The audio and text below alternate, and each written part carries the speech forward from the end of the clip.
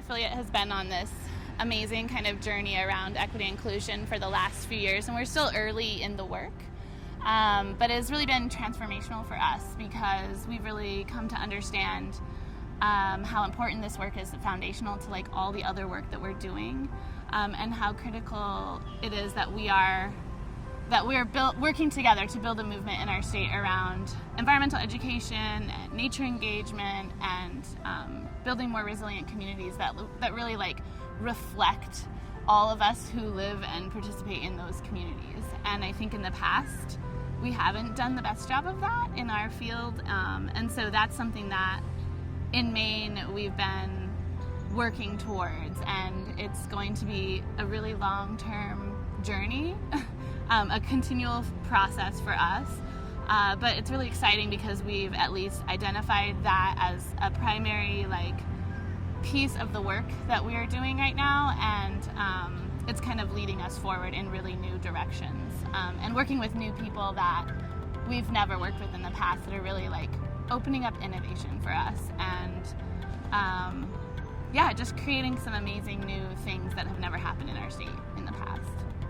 So I think that we're really trying to balance really naming the need for diversity, equity, and inclusion, and what are the authentic and meaningful steps that we can take to address this work, knowing that this is very long-term work, and that I might spend the rest of my career engaged in these efforts, but that we're really working on dismantling hundreds, if not thousands, of years of systems and institutions that have been put in place.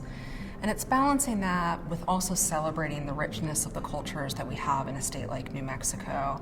And so we're constantly exploring this balance of moving forward with acknowledging that there's a lot of work that's been done and there's a lot to celebrate within our communities as well.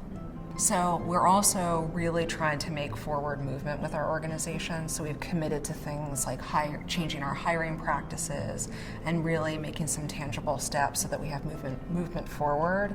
And we know that by doing this that we're taking risks and we're going to make mistakes, but we also think it's important to still have that positive impact and try to move forward in the best way that we can. The challenge that we have is that we have some folks who have self-identified as environmental educators who already see the value of this work and are showing up to the table to really engage in these conversations, which often can be uncomfortable, but that uncomfortableness allows for each of us to grow individually and in community with each other.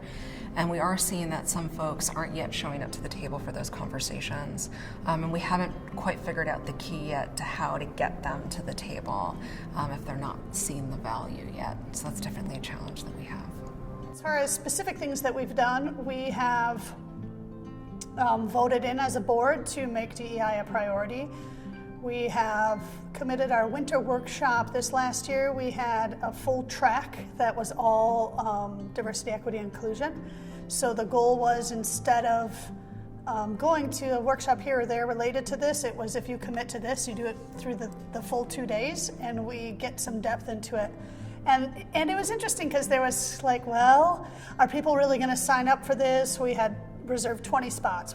We have small. Our winter workshop usually only has 100 people or less, sometimes more. But so in the end, we had 35 people who wanted to do that, which was great, but also then created a bigger group. But we did it, and everybody really enjoyed it.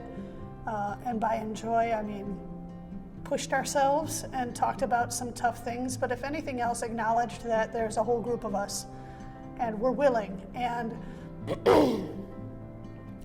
there wasn't really any resistance, not even the old timers. There were folks who said, about time, this is important and we need to keep talking about it. So I think that even shocked some of the current board members to see how receptive people were.